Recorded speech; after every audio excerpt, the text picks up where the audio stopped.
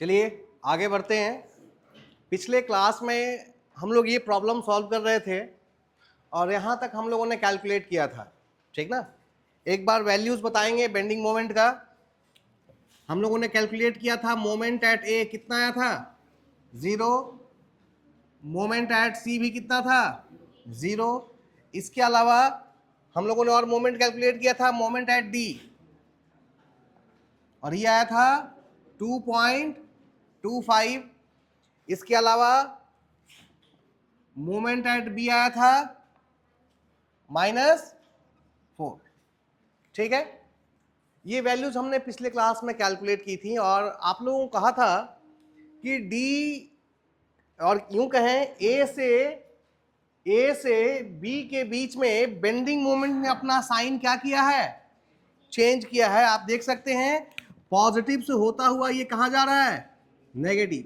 यानी ये इस पॉइंट पर बेंडिंग मोमेंट की वैल्यू 0 हो रही है, 0 हो रही है, या फिर कह सकते हैं कि इस पॉइंट पर बेंडिंग मोमेंट अपना साइन चेंज कर रहा है। इसी पॉइंट को हम लोग पॉइंट ऑफ कॉन्ट्राफ्लेक्चर या फिर पॉइंट ऑफ इन्फ्लेक्शन कहते हैं, ठीक है। और ये चीज हमें हमेशा कहाँ देखने के लिए मिलती है, जब हम क्या सॉल्व करते हैं, case of overhanging beam. This is a overhanging beam case, ठीक ना। तो ओवरहैंगिंग बीम के केस में हमें पॉइंट ऑफ कॉन्ट्राफ्लेक्चर या फिर पॉइंट ऑफ इन्फ्लेक्शन देखने के लिए मिलता है। हमने ये कहा था कि अब आपको बताना है कि ये जो पॉइंट ऑफ कॉन्ट्राफ्लेक्चर है इसकी डिस्टेंस यहां से कितनी है।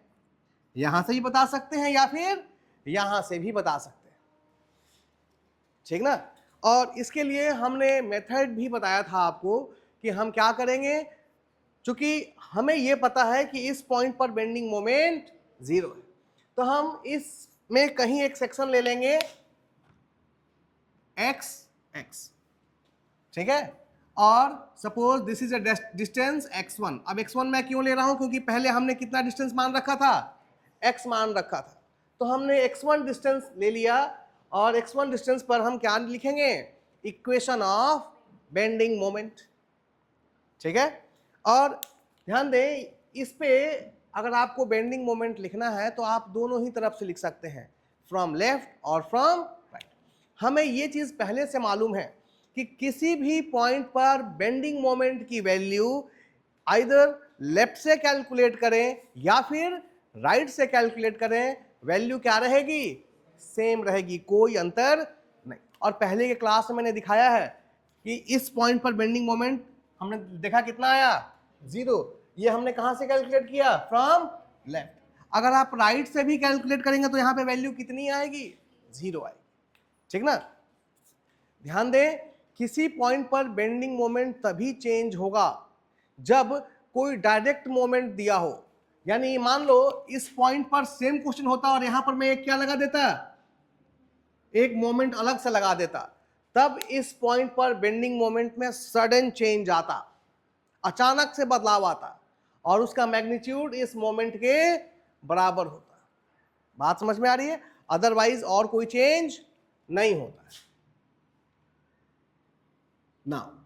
ये हमारा क्वेश्चन का हिस्सा नहीं था, क्वेश्चन हमारा यही था। और अब हमें यहां पर मोमेंट दैट इज ये डिस्टेंस कैलकुलेट करनी है, ठीक ना, कि ये डिस्टेंस कितना है।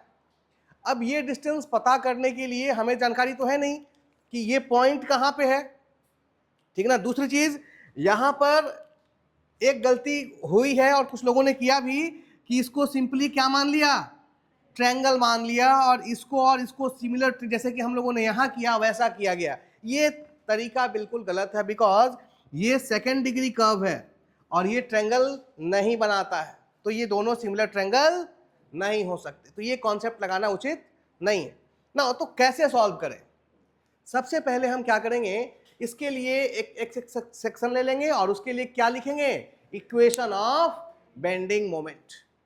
बात समझ में आ रही है, इक्वेशन ऑफ बेंडिंग मोमेंट लिखेंगे और हमें पता है कि इस पॉइंट पर बेंडिंग मोमेंट ने अपना साइन क्या किया है, चेंज किया। इसका मतलब इस पॉइंट पर बेंडिंग मोमेंट क्या हो गया है, 0 हो गया। तो उस इक्वेशन को, जो बेंडिंग मोमेंट का इक्वेशन आएगा, उसको हम किसके बराबर कर देंगे, 0। तो हम कहां पहुंच जाएंगे, इस पॉइंट पर पहुंच जाएंगे, ठीक है। तो इसके लिए हम क्या करेंगे, यहां से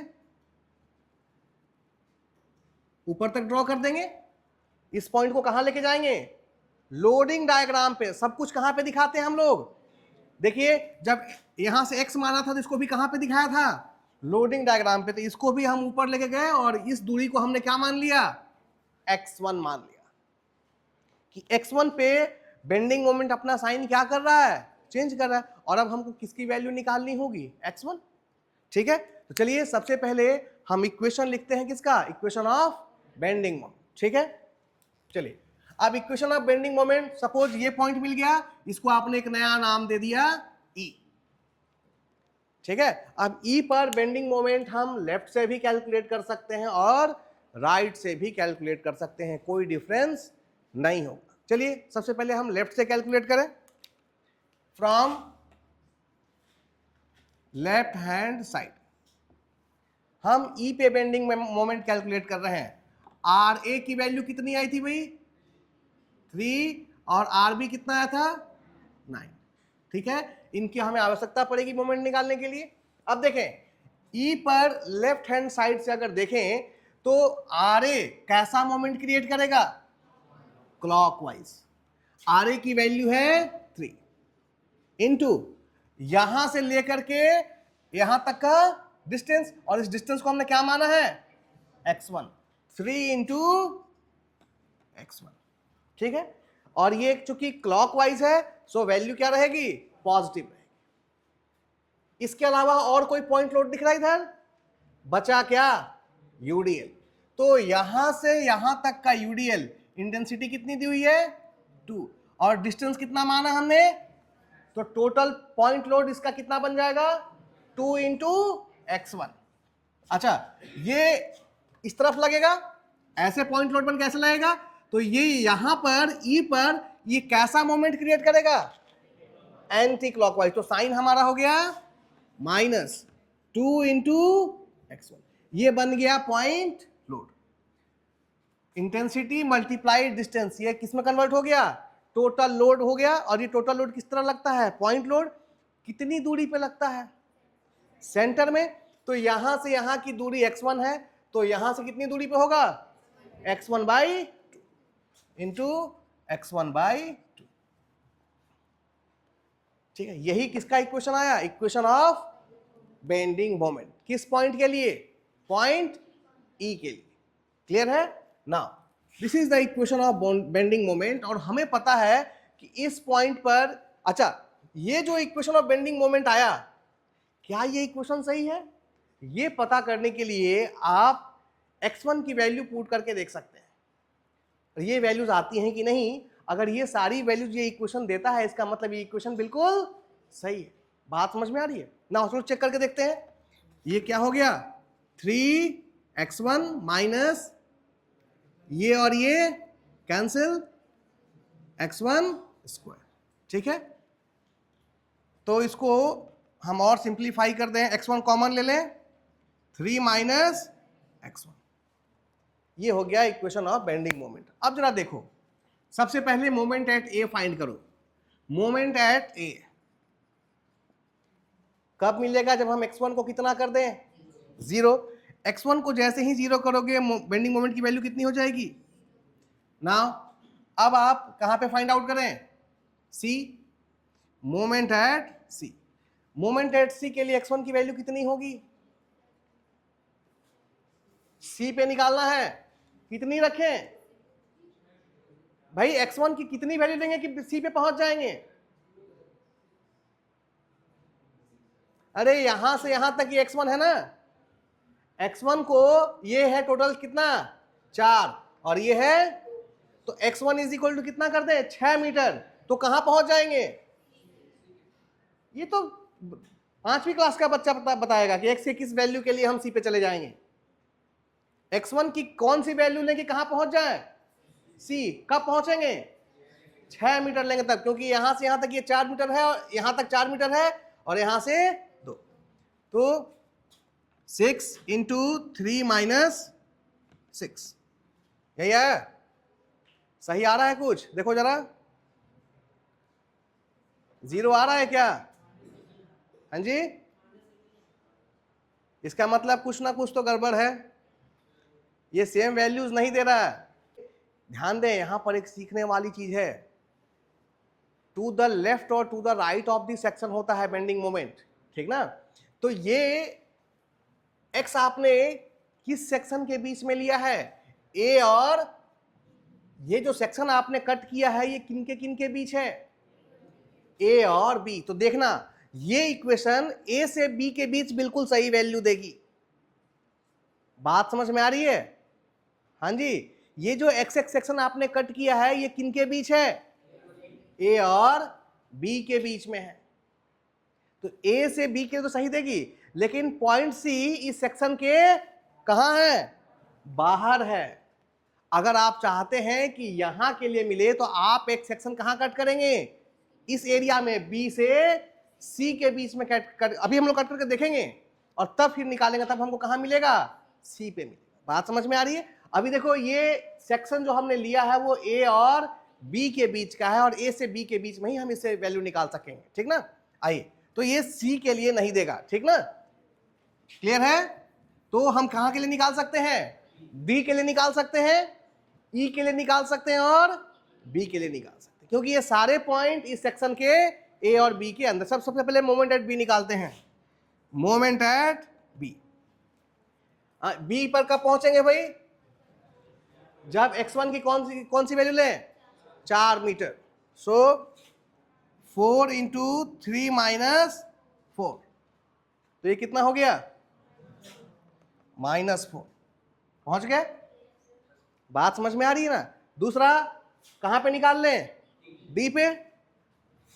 D moment at D, x1 की कितनी वैल्यू ले लें, 1.5।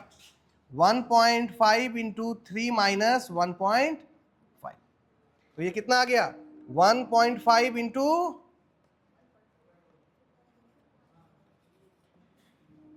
यहां पे कितना कैलकुलेट किया था हमने, आ रहा है, ये भी आया, ये भी आया और ये भी आया, एक नहीं आया। बात समझ में आ रही है ना, क्यों नहीं आ रहा है, क्योंकि हमने जो सेक्शन कट किया है वो किसके बीच है, ए और बी। अगर आप चाहते हैं कि हमें पॉइंट सी का बेंडिंग मोमेंट मिले तो फिर आपको सेक्शन किसके बीच लेनी होगी भाई, बी और सी के बीच लेनी। फिर आप देखेंगे कि आपको एग्जैक्ट वैल्यू मिलेगी। फिलहाल करके देखेंगे, लेकिन अभी ये हमने देख लिया आ रहा है। अब इसी का यूज हम किसके लिए करेंगे, क्या फाइंड आउट करने के लिए करेंगे, ई के लिए करेंगे, क्योंकि ये सारे पॉइंट के लिए सही वैल्यू दे रहा है, ठीक ना। तो ई पर हमें पता है कि ई पर बेंडिंग मोमेंट ने अपना साइन क्या किया है भाई, चेंज किया है। इसका मतलब है कि यहां पर बेंडिंग मोमेंट क्या होगा, 0 होगा। तो आप इस इक्वेशन को क्या कर देंगे, 0 से इक्वेट कर देंगे। बात समझ में आ रही है, क्योंकि this is the equation of bending moment. ये किसका इक्वेशन है, और इस पॉइंट पे बेंडिंग मोमेंट किसके बराबर है। तो जैसे ही हम इस इक्वेशन को 0 करेंगे वो x1 की वैल्यू दे देगा, तो आपको पता चलेगा कि ये दूरी कितनी है। देखो अब जैसे 0 करेंगे यहां से क्या आएगा, x1 इज इक्वल टू 0 और दूसरा 3 minus x1 is equal to, इस इक्वेशन का मतलब यही हुआ। क्या ये चीज पॉसिबल है, x1 is a distance, x1 क्या है, दूरी है, और ये 0 नहीं होगी क्योंकि ये दोनों पॉइंट्स क्या हैं, अलग अलग है। x1 is the distance between 2 points, ठीक ना, और 2 पॉइंट के बीच की दूरी कभी भी 0 नहीं हो सकती। ये तभी संभव है जब दोनों पॉइंट क्या हो, एक ही जगह हो। क्लियर है, तो इसका कोई मीनिंग नहीं। दूसरा 3 minus x1 is equal to 0 और x1 इज इक्वल टू कितना आ गया, 3, यानी ये यहां से कितने मीटर पे है, 3 मीटर पे है। पॉइंट ऑफ कॉन्ट्राफ्लेक्चर किस डिस्टेंस पे है भाई, 3 मीटर्स पे है। क्लियर है, बात समझ में आ रही है।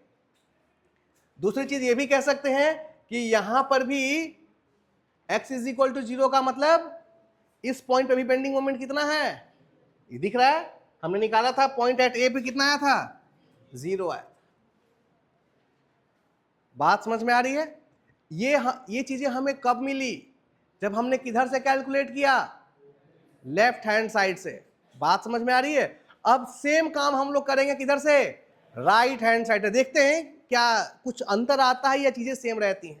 ठीक है, फिर से हमारा सेक्शन वही है, ठीक ना, लेकिन अब इस बार हम लेफ्ट से कैलकुलेट नहीं कर रहे हैं। कहां से कैलकुलेट करेंगे? राइट हैंड साइड से कैलकुलेट करेंगे भाई। ठीक है, तो इस बार हम इस डिस्टेंस को कितना मान रहे हैं? कितना माना भाई? x1। बात समझ में आ रहा है? हमने लेफ्ट हैंड साइड से कैलकुलेट करके देख लिया। अब हम इसी पॉइंट ऑफ कॉन्ट्राफ्लेक्चर को खोजेंगे, किधर से? Right hand. तो हमने C से लेकर के यहां तक के डिस्टेंस को कितना मान लिया? x1 मान लिया। बात समझ में आ रही है? अब चलिए फाइंड आउट करते हैं। यहां से यहां तक के लिए x1 है, तो हम बेंडिंग मोमेंट का इक्वेशन कहां पे लिखेंगे? E पर। और सिंपली E पर नहीं लिखेंगे, एक सेक्शन लिया है हमने, उस सेक्शन पे लिखेंगे। सेक्शन का नाम क्या है? x एक सेक्शन है जो यहां से कितने डिस्टेंस पे है? x1 डिस्टेंस पे है। ठीक है, आप जरा देखिए, इस x सेक्शन पर बेंडिंग मोमेंट कैलकुलेट कर रहे हैं यहां, तो कितने फोर्स है भाई? राइट हैंड साइड से देख रहे हैं तो कितने फोर्स होंगे? एक तो RB होगा, ठीक ना। अच्छा, ये RB यहां पर कैसा मोमेंट क्रिएट करेगा? Anti clockwise. और यहां से यहां तक का UDL कैसा क्रिएट करेगा? क्लॉक। राइट हैंड साइड में अगर आप लेते हैं तो क्लॉकवाइज मोमेंट नेगेटिव होगा और एंटी क्लॉकवाइज मोमेंट पॉजिटिव। तो सबसे पहले पॉजिटिव वैल्यू लिखते हैं। यहां पर RB की वैल्यू कितनी है? 9 मल्टीप्लाई ये RB से लेके x तक का डिस्टेंस कितना होगा भाई?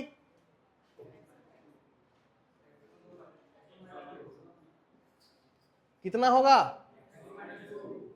एक चीज देखिए, ये वैल्यू दी हुई है 2 मीटर और यहां से यहां पूरा x1 है, तो ये वैल्यू हो गई x1 माइनस। क्लियर है?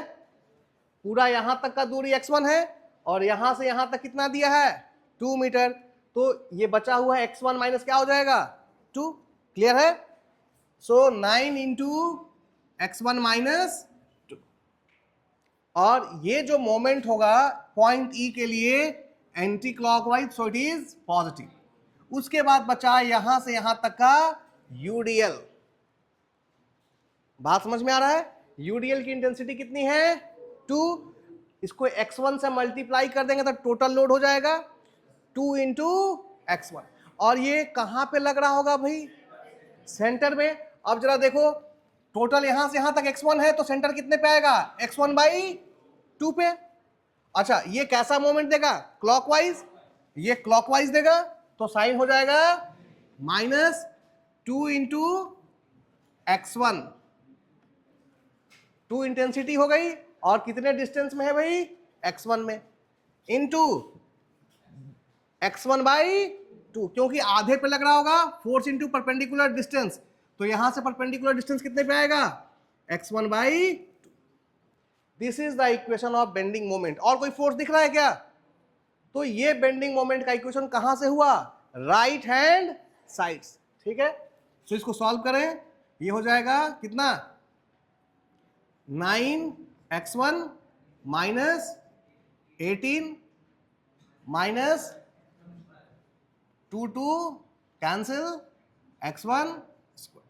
ठीक है, यही आया ना? ना,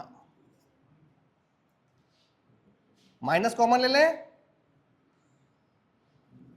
x1 square minus 9x1 plus 18। ये आया। अब ये क्या आ गया? क्वाड्रेटिक इक्वेशन, ठीक ना। -b plus minus root under b square minus 4ac। यहां से आप फैक्टर हो जाएगा कितना? बताइए। x1 square minus 3x minus plus 18। ठीक है जी। तो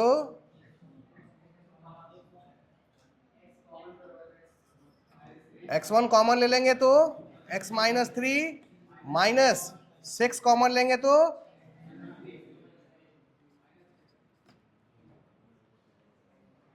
ठीक है जी। So x1 minus 6 into x1 minus 3, ये आया ना। So x1 is equal to 6 and 3,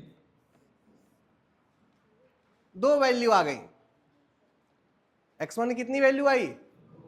दो वैल्यूज आ गई, ठीक है।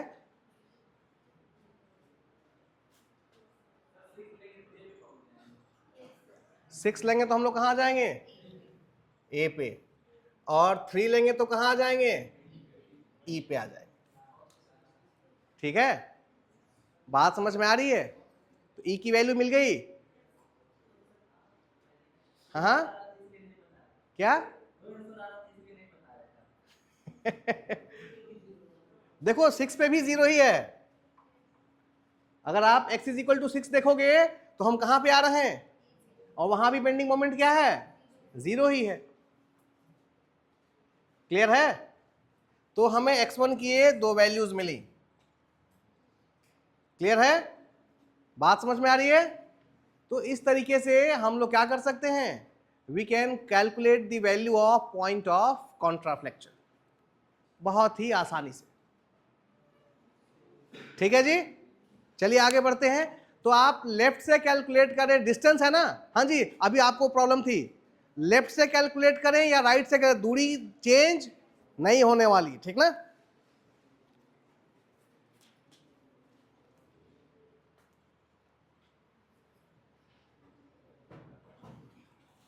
अच्छा एक चीज देखिए, ये जो इक्वेशन आया, क्या इससे हम लोग हर पॉइंट का बेंडिंग मोमेंट लिख सकते हैं? भाई ये इक्वेशन हमने किसका लिखा है? ये इक्वेशन किसका है? बेंडिंग मोमेंट का। क्या इससे हम हर पॉइंट का बेंडिंग मोमेंट निकाल सकते हैं? चेक करो जरा, देखो ध्यान से। अगर आप x1 की वैल्यू कितनी रख दो, 2 और 4 6, ठीक ना, तो आप कहां पहुंच जाओगे? मोमेंट एट ए पहुंच जाएंगे। अब जरा देखो, यहां 6 रख के देखो जरा कितना आ रहा है। 9 इंटू 6 माइनस 2 माइनस 6 इंटू 6, कितना आ रहा है? 0। मोमेंट एट ए की वैल्यू तो आ गई, ठीक है ना। उसके बाद है पॉइंट डी, ठीक है। तो x1 इज इक्वल टू कितना ले लें? 4.5। भाई यहां से ये d कितना डिस्टेंस पे है? इधर से 1.5 मीटर था, तो टोटल 6 में से 1.5 माइनस कर दो, कितना हो गया? 4.5। पुट करें यहां जरा, 9 इंटू 4.5 माइनस 2 माइनस 4.5 इंटू 4.5, कितना आ रहा है? 9 माइनस ये कितना हो जाएगा? ये मल्टीप्लाई करो, 45 का स्क्वायर कितना होता है?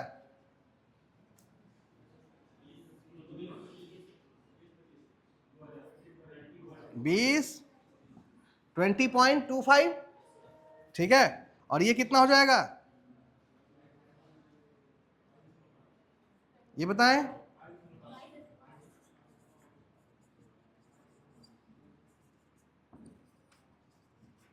नहीं आएगा, इसका मतलब हम डी पे भी सही निकाल रहा है इक्वेशन। अब हम कहां निकाल लें?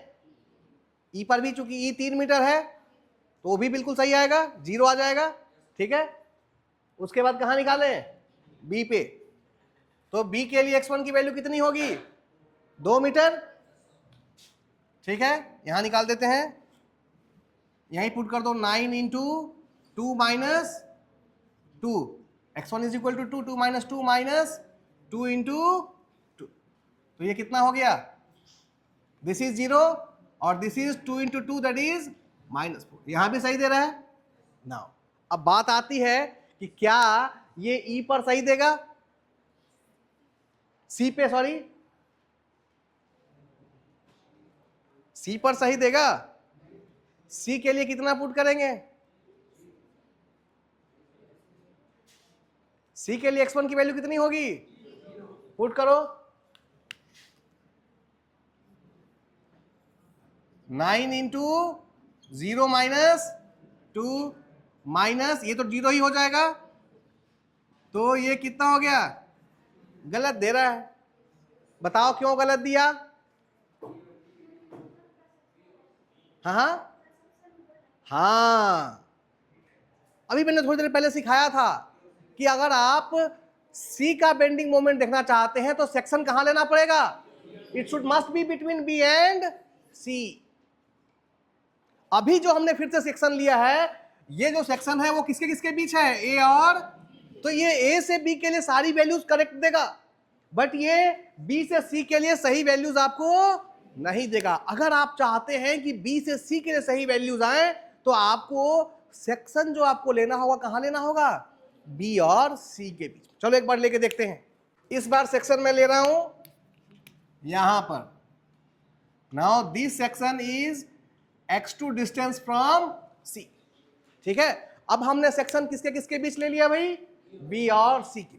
अब ये जो बेंडिंग मोमेंट का इक्वेशन होगा, आप देखेंगे सिर्फ इस सेक्शन के लिए सही वैल्यू देगा, लेकिन जैसे ही हम इधर कैलकुलेट करेंगे वो क्या देना लगेगा? गलत वैल्यू देगा। इसका मतलब एक चीज क्लियर रख लें कि बेंडिंग मोमेंट सेक्शन के लिए निकालते हैं। जिस सेक्शन में निकालना है सेक्शन हम उसी के अंदर कट करेंगे। जो x हम लोग लेते हैं, सेक्शन x लेते हैं, जिस सेक्शन के अंदर हमको बेंडिंग मोमेंट लेना है उसको हम वहीं पे लेंगे, उसके बाहर नहीं लेंगे। आइए कैलकुलेट करते हैं यहां पर। अब यहां पर अगर आप लेंगे तो आप दो साइड से कैलकुलेट कर सकते हैं, लेफ्ट से और राइट से। तो राइट से अगर आप लेंगे तो आपको ये सारी चीजें कैलकुलेट करनी पड़ेंगी, और लेफ्ट से कैलकुलेट करेंगे तो सिर्फ यहां से यहां लेकर के यहां तक का क्या मिलेगा? यूडीएल, ठीक ना। तो हम लेते हैं इस पॉइंट को लेते हैं F, this point is F। अब मोमेंट एट F निकालते हैं कहां से? From right hand. Left hand side से भी निकाल सकते हैं, वैल्यू सेम आएगी, बट हमारा कैलकुलेशन क्या होगा? बढ़ जाएगा, क्योंकि ये रिएक्शन और फिर यहां से यहां तक का यूडीएल सबको कैलकुलेट करना पड़ेगा। और अगर राइट से लेते हैं तो सिर्फ यहां से यहां तक का यू। जरा बताओ ये इंटेंसिटी कितनी है? 2, और डिस्टेंस कितना है? तो टोटल लोड कितना हुआ? 2 इंटू x2, 2 इंटू x2। अब जरा देखो, ये नीचे की तरफ लगेगा तो इस सेक्शन पे ये कैसा मोमेंट क्रिएट करेगा? क्लॉकवाइज।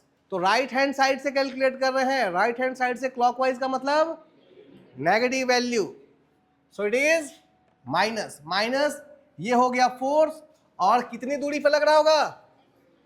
x2/2। क्लियर है? 2 और 2 that is minus x²। This is the equation of bending moment. एक तो ये बता रहा है कि ये पैराबोलिक होगा, स्क्वायर क्या बता रहा है? कि ये कैसा है? पैराबोलिक है। बात समझ में आ रहा है ना? नाउ अब हम इसके थ्रू क्या कैलकुलेट करेंगे? Value of bending moment. Now at x2 is equal to 0 कौन सा पॉइंट मिलेगा? ठीक है, 0 पुट कर दो, बेंडिंग मोमेंट कितना हो जाएगा भाई? क्लियर है? पहले केस में हम लोग ने कहा था सी के पास बेंडिंग मोमेंट कितना आया था? 0। सीधी सी बात है, यहां पर राइट हैंड साइड से कैलकुलेट कर लेंगे। राइट हैंड साइड में सी के लिए कोई फोर्स नहीं है, तो बेंडिंग मोमेंट कितना हो गया? 0 हो गया। नाउ अब हम कहां कैलकुलेट कर सकते हैं? बी पे। बी के लिए क्या लिखेंगे? x2 इज इक्वल टू कितना ले लें? 2। x2 की वैल्यू यहां से यहां तक कितना है? ये 2 मीटर है, तो कहां पहुंच जाएंगे? बी पर। तो मोमेंट एट बी माइनस और 2 का क्या ले लें? स्क्वायर, तो कितना हो जाएगा? -4। This is the value at point B. Clear है, बात समझ में आ रही है? तो ये चीज हमें कब वैल्यू दे रहा है, जब हमने सेक्शन किसके किसके बीच में लिया। अब जरा देखो, क्या इस इक्वेशन का यूज करके हम ई पे निकाल सकते हैं? कभी नहीं निकाल सकते, क्योंकि जो सेक्शन हमने लिया है वो बी से सी के लिए है, तो वो इक्वेशन सिर्फ बी से सी की सारी वैल्यूज को सही सही देगा। क्लियर है, कंप्लीट है? तो अब हमने सारी चीजें सीख ली हैं कि कॉन्ट्राफ्लेक्चर क्या होता है, इसकी वैल्यू हम कैसे कैलकुलेट कर सकते हैं। ठीक है, ड्रॉ एसएफडी एंड बीएमडी। चलिए, ये लास्ट प्रॉब्लम है जो मैं ले रहा हूं, इसके बाद ये चैप्टर समाप्त। ये प्रॉब्लम लेने का एक खास मकसद है, बोर्ड पे देखिए, यहां पर मुझे कुछ आपको सिखलाना भी है, ठीक ना। इस प्रॉब्लम में पॉइंट डी पर एक मोमेंट लिया गया है, इससे बेंडिंग मोमेंट डायग्राम को ड्रॉ करते समय एक चेंज आता है, उसको हमें सीखना है, क्योंकि अभी तक हमने जितने भी प्रॉब्लम लिए कहीं भी हमने मोमेंट डायरेक्टली नहीं लिया है, shear force bending moment, reactions तो मैंने निकलवाया था इसमें, लेकिन डायरेक्टली कहीं पर मोमेंट लेकर shear force bending moment diagram draw नहीं कराया। इसलिए ये प्रॉब्लम लिया है, क्योंकि यहाँ पर आपको कुछ सीखना है, ठीक ना। आइए देखते हैं, सबसे पहला काम क्या निकाल लेना, रिएक्शंस निकाल लेना, ठीक ना। तो यहां देखें अगर हम, तो पहला लिख सकते हैं R A plus R B is equal to क्या, 120। नीचे वाले फोर्स इज इक्वल टू ऊपर से नीचे वाले फोर्स, तो नीचे से ऊपर आर ए और आर बी है, और ऊपर से नीचे 60 और 60, ठीक है। अब किसी एक पॉइंट के अबाउट हम मोमेंट को क्या कर दें, जीरो कर दें। तो चलिए हम ए के अबाउट मोमेंट को जीरो करते हैं, moment about A is equal to, और ये summation of B is equal to क्या था, जीरो, ठीक है। ए पर मोमेंट को आप जीरो कर रहे हैं, ठीक ना, summation of moment about A is equal to zero. अब ए पर मोमेंट सबसे पहले इसके कारण जनरेट होगा, ये 60 इंटू डिस्टेंस 7, 60 इंटू, ये कैसा लगाएगा यहां, क्लॉकवाइज, ठीक है। दूसरा आरबी, आरबी इंटू डिस्टेंस कितना 6, ये कैसे घुमाएगा, एंटी क्लॉकवाइज, तो इसको कर दे minus 60 into, sorry RB into 6। उसके बाद ये फोर्स लगेगा, ये कैसे घुमाएगा, क्लॉकवाइज, तो साइन प्लस 60 इंटू डिस्टेंस 4। उसके बाद यहां क्या लग रहा है, मोमेंट, ये मोमेंट कैसा है भाई, एंटी क्लॉकवाइज। तो ध्यान दे, इस एंटी क्लॉकवाइज मोमेंट का यहां पर इफेक्ट कैसा होगा, एंटी क्लॉकवाइज ही होगा। अब देखिए ये ऑलरेडी मोमेंट दिया हुआ है, यहां परपेंडिकुलर डिस्टेंस से मल्टीप्लाई करने की आवश्यकता, तो यहां पर ये 120 किलो न्यूटन मीटर का मोमेंट लगेगा, और डायरेक्शन क्या रहेगा, एंटी क्लॉकवाइज। तो एंटी क्लॉकवाइज के लिए साइन क्या हो गया, -1। बात समझ में आ रही है ना, क्लियर है, is equal to 0। So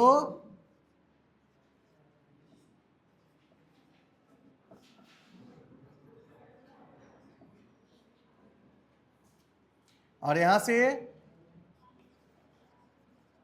is equal to, ये माइनस हो जाएगा तो 120 हो गया, और 400 540, और R B is equal to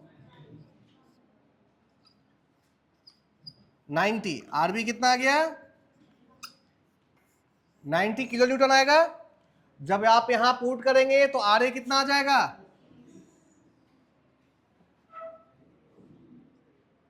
ठीक है जी, हमने रिएक्शंस निकाल लिए, ये हमारा पहला काम था। आर ए और आर बी की वैल्यूज हमने कैलकुलेट कर ली।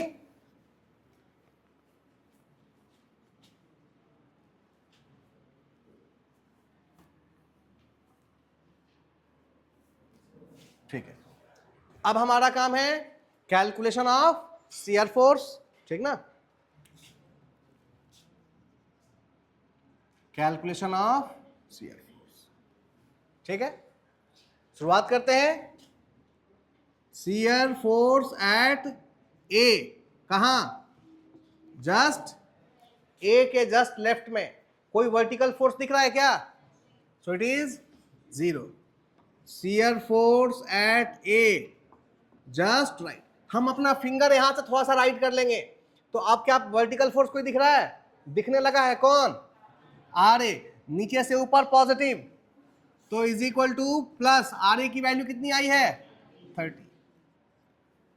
फिर शियर फोर्स एट कहां पे? D just left. डी के जस्ट लेफ्ट में कितना वर्टिकल फोर्स दिख रहा है? सिर्फ एक दिख रहा है, आर ए. So plus 30.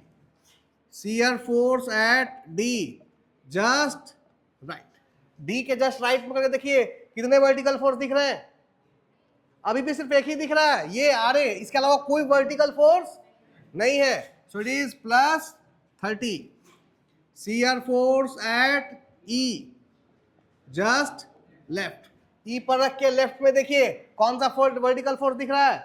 सिर्फ एक, R A. So it is plus 30. Again shear force at E just, E के जस्ट राइट में रहिए. अब कितने वर्टिकल फोर्स? दो, एक आर ए और दूसरा ये 60 kilo newton. R A plus 30 ऊपर है और 60 माइनस 8 नीचे है, तो ओवरऑल क्या हुआ? Minus 30. Again shear force at B just left. B के लेफ्ट में कितना शियर फोर्स? एक ये और एक, तो कितना होगा? Minus 30. Shear force at B just, B के जैसे ही राइट में आएंगे एक नया दिखने लगा. कौन? R B. तो यहां तक कितना था? यहां तक कितना था? माइनस 30 था. और आर बी कितना है?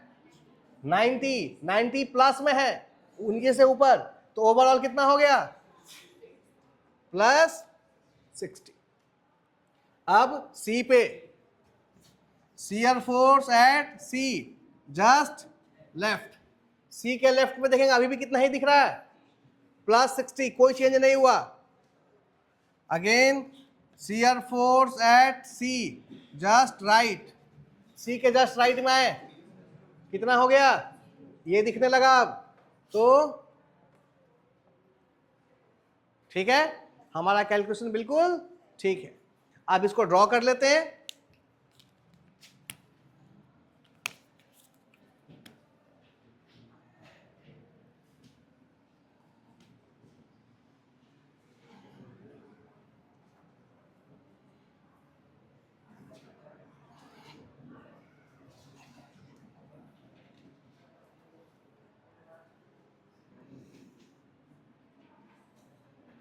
ए डी ई बी सी.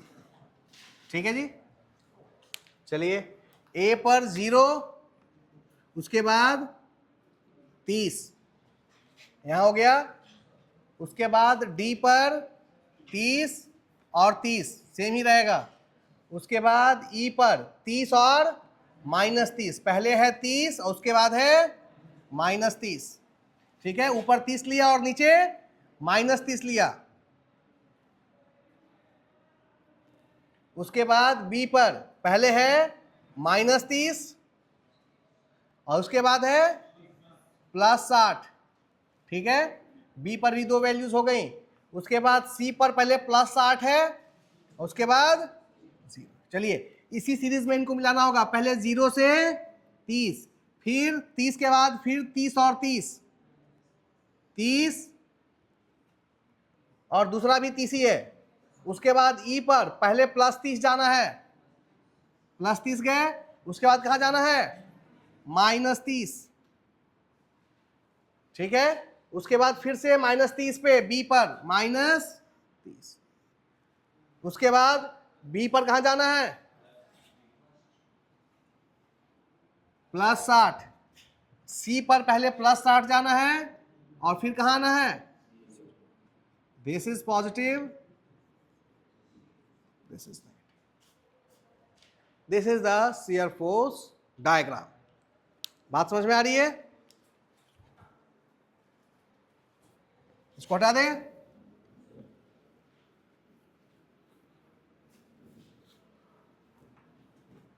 चलिए देखिए, ये प्रॉब्लम मैंने ये सब चीजें बताने के लिए नहीं की थी, ये तो आपको पहले सिखा चुका हूं।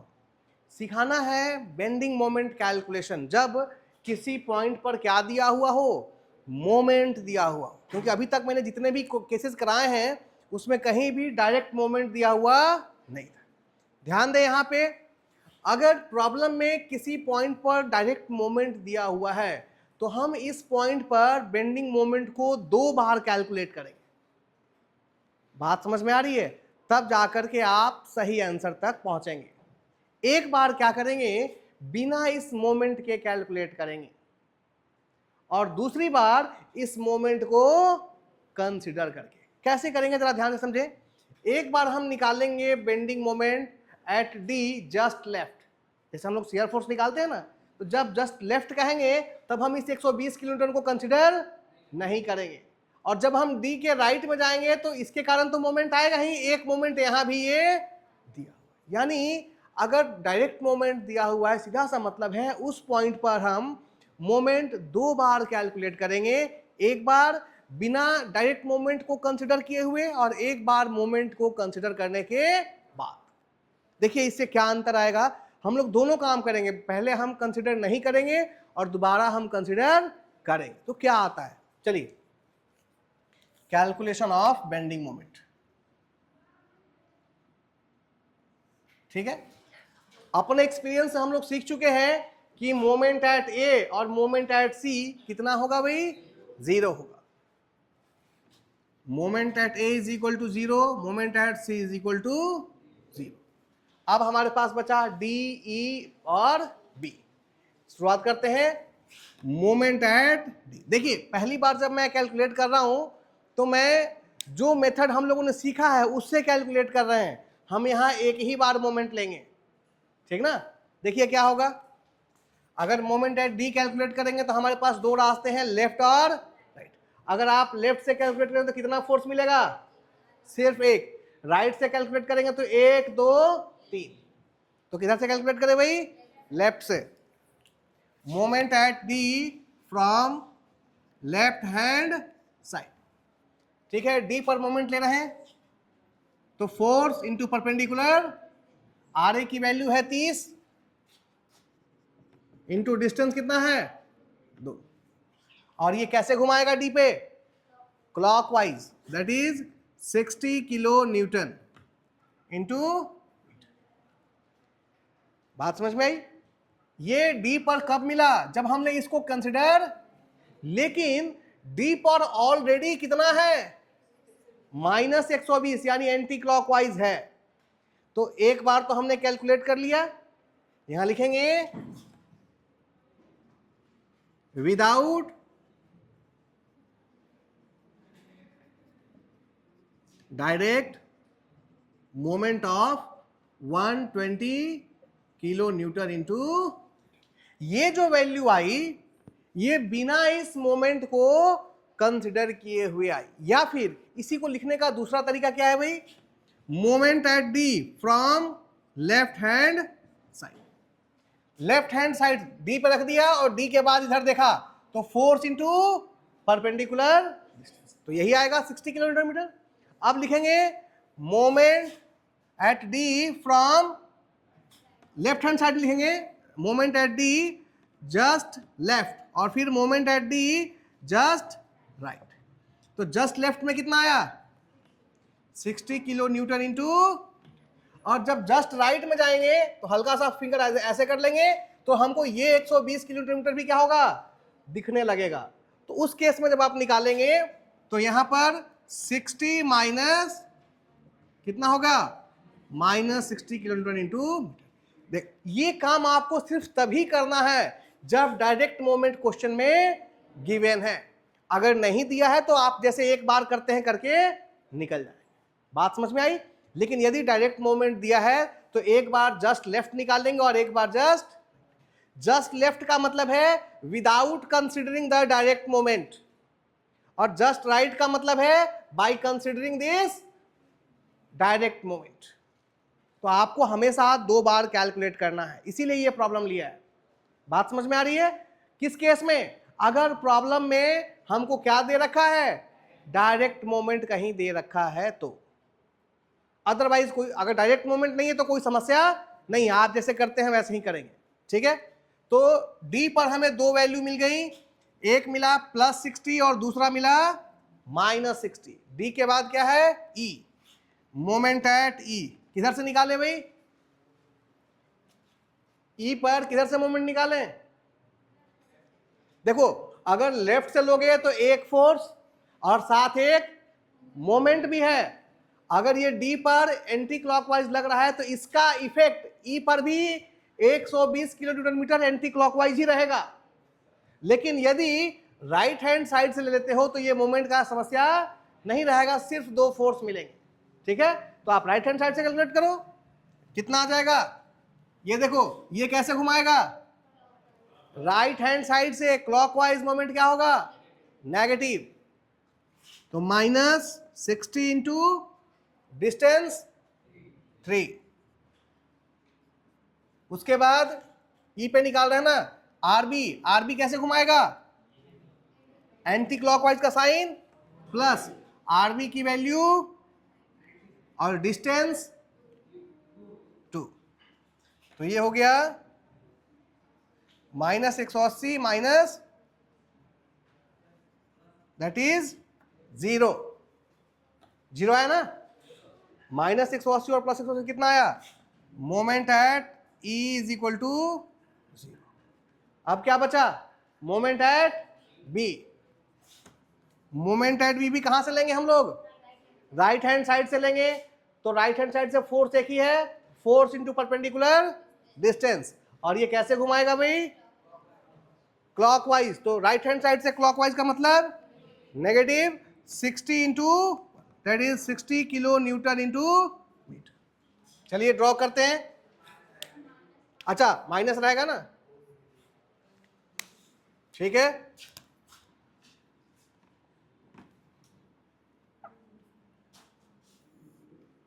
C B E D A, ठीक है। A पर 0 और C पर भी और E पर भी 0। मोमेंट एट E भी कितना निकला था, 0।